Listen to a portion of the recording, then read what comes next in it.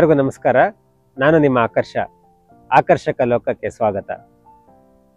ನಮ್ಮ ಯೂಟ್ಯೂಬ್ ಚಾನೆಲ್ನ ಈ ದಿನ ನಾಮೆಚ್ಚಿದ ಕವನ ಸಂಚಿಕೆಯ ಭಾಗವಾಗಿ ಇವತ್ತು ನಾನು ಆಯ್ಕೆ ಮಾಡಿಕೊಂಡಿರುವಂಥ ಕವನ ರಾಷ್ಟ್ರಕವಿ ಕುವೆಂಪು ಅವರ ದೋಣಿ ಹಾಡು ಅನ್ನೋ ಕವನ. ಈ ದೋಣಿ ಹಾಡು ಅನ್ನೋ ಕವನ 1934ರಲ್ಲಿ ಕುವೆಂಪು ಅವರು ಬರೆದಿದ್ದು. ಇದು ನವಿಲು ಅನ್ನೋ ಕವನ ಸಂಕಲನದಲ್ಲಿ ಮೊದಲ ಬಾರಿಗೆ ಪ್ರಕಟವಾಗಿದ್ದು.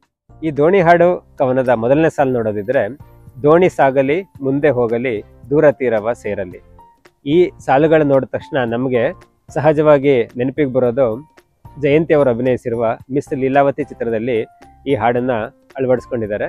ಅದರಲ್ಲಿ ನಾವೊಂದು ನದಿ, ದೋಣಿ, ಹಾಗೆ ಮಧುರವಾದ ಸಂಗೀತ, ಮತ್ತು ಎಸ್ ಜಾನಕಿ ಹಾಗೂ ಸುದರ್ಶನಂ ಅವರ ಗಾಯನ, ಇದೆಲ್ಲ ನಮ್ಮ ನೆನಪಿಗೆ ಬರುತ್ತೆ. ಸೊ ಇದು ದೃಶ್ಯ ಮಾಧ್ಯಮಕ್ಕಿರುವ ಶಕ್ತಿ, ಹಾಗೆ ಅದರ ಮಿತಿ ಕೂಡ. ಯಾಕೆ ಮಿತಿ ಅಂತ ಅಂದರೆ, ಈ ಒಂದು ಕವನನ ದೃಶ್ಯ ಮಾಧ್ಯಮದಲ್ಲಿ ಹಾಗೆ ಮಾತ್ರ ಕಟ್ಕೊಡೋಕ್ಕೆ ಸಾಧ್ಯ.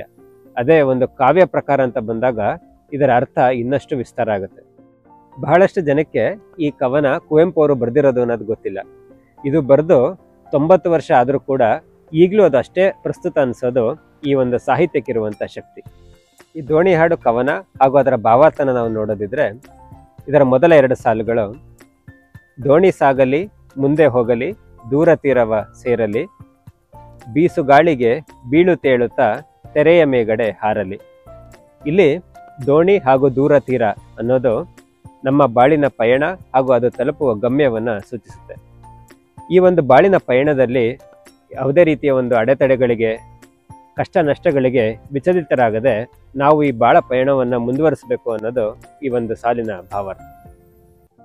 ಈ ಕವನದ 2ನೇ ಪ್ಯಾರ ನಾವು ನೋಡೋದಿದ್ರೆ, ಹೊನ್ನಗಿಂಡಿಯ ಹಿಡಿದು ಕೈಯೊಳು ಹೇಮವಾರಿಯ ಚಿಮುಕಿಸಿ, ಮೇಘಮಾಲೆಗೆ ಬಣ್ಣವೀಯುತ ಯಕ್ಷಲೋಕವ ವಿರಚಿಸಿ, ನೋಡಿ ಮೂಡಣದ ದಿಗಂತದಿ ಮೂಡುವೆಣ್ಣಿನ ಮೈಸಿರಿ, ರಂಜಿಸುತ್ತಿದೆ ಚೆಲುವೆ ಯಾಕೆಗೆ ಸುಪ್ರಭಾತವ ಬಯಸಿರಿ. ಈ ಸಾಲುಗಳಲ್ಲಿ ಲೋಕದಲ್ಲಿ ನಡೆಯುವ ಕ್ರಿಯೆಯನ್ನ 2 ರೀತಿ ಪರಿಕಲ್ಪನೆಯಲ್ಲಿ ಬಣ್ಣಿಸಿರುವುದು ಕವಿಯ ಒಂದು ಪ್ರತಿಭೆ.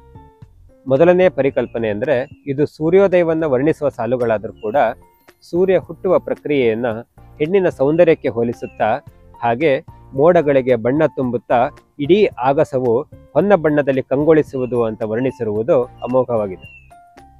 ಹಾಗೆ 2ನೇ ಪರಿಕಲ್ಪನೆಯಲ್ಲಿ ಇದು ಬದುಕಿನ ಆರಂಭಿಕ ಘಟ್ಟವನ್ನ ಸೂಚಿಸುತ್ತೆ.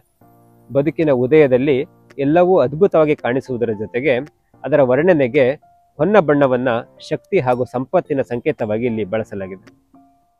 ಈ ಕವನದ ಮುಂದಿನ ಪ್ಯಾರ ನಾವು ನೋಡೋದಿದ್ರೆ, ಕೆರೆಯ ಅಂಚಿನ ಮೇಲೆ ಮಿಂಚಿನ ಹನಿಗಳಂದದಿ ಹಿಮಮಣಿ, ಮಿಂಚು ತೀರ್ಪುವು ಮೂಡುತ್ತೈತರೆ ಬಾಲಕೋಮಲ ದಿನಮಣಿ, ಹಸುರು ಜೋಳದ ಹೊಲದ ಗಾಳಿಯು ತೀಡಿ ತಣ್ಣಗೆ ಬರುತ್ತಿದೆ, ಹುದುಗಿ ಹಾಡುವ ಮತ್ತ ಕೋಕಿಲ ಮಧುರವಾಣಿಯ ತರುತ್ತಿದೆ.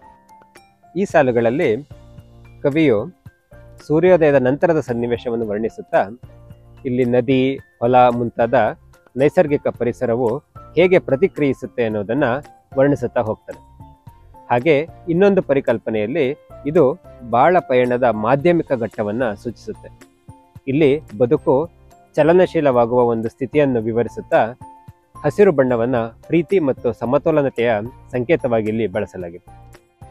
ಈ ಕವನದ ಕೊನೆಯ ಪ್ಯಾರನ್ನು ನಾವು ನೋಡೋದಿದ್ರೆ, ದೂರ ಬೆಟ್ಟದ ಮೇಲೆ ತೇಲುವ ಬಿಳಿಯ ಮೋಡವ ನೋಡಿರಿ, ಅದನ್ನೇ ಹೋಲುತ್ತಾ ಅಂತೆ ತೇಲುತ್ತಾ ದೋಣಿ ಆಟವ ನಾಡಿರಿ, ನಾವು ಲೀಲಾ ಮಾತ್ರ ಜೀವರು ನಮ್ಮ ಜೀವನ ಲೀಲೆಗೆ, ನಿನ್ನೆಗೆ ಇಂದು ಇಂದಿಗೆ ಇರಲಿ ನಾಳೆಯೋ ನಾಳೆಗೆ. ಈ ಪ್ಯಾರದ ಮೊದಲ 2 ಸಾಲುಗಳು ನೋಡೋದಿದ್ರೆ, ಇದರಲ್ಲಿ ಕವಿ ಮೋಡಗಳು ತೇಲುವುದನ್ನ ಬಾಳೆಂಬ ದೋಣಿ ತೇಲುವುದಕ್ಕೆ ಹೋಲಿಸುತ್ತಾ 2 ಶಾಶ್ವತವಲ್ಲ ಅನ್ನುವ ಅರ್ಥದಲ್ಲಿ ಇದರಲ್ಲಿ ಬಳಸಿದ್ದಾರೆ. ಹಾಗೆ ಇದು ಬದುಕಿನ ಅಂತಿಮ ಘಟ್ಟವನ್ನ ಸೂಚಿಸುತ್ತೆ. ಇಲ್ಲಿ ಬಿಳಿಯ ಬಣ್ಣವನ್ನ ಶಾಂತಿಯ ಸಂಕೇತವಾಗಿ ಬಳಸಲಾಗಿದೆ.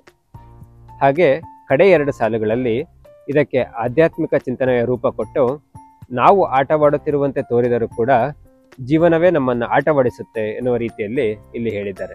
ಹಾಗಾಗಿ ನಿನ್ನೆ, ಇಂದು, ನಾಳೆಗಳೆಲ್ಲ ಅದರಂತೆ ನಡೆಯುತ್ತೆ, ನಾವು ಅದರ ಬಗ್ಗೆ ಹೆಚ್ಚು ಚಿಂತಿಸದೆ ನಮ್ಮ ಬಾಳ ಪಯಣವನ್ನು ನಾವು ಮುಂದುವರಿಸಬೇಕು ಎಂದು ಕವಿ ಆಶಿಸಿದ್ದಾರೆ.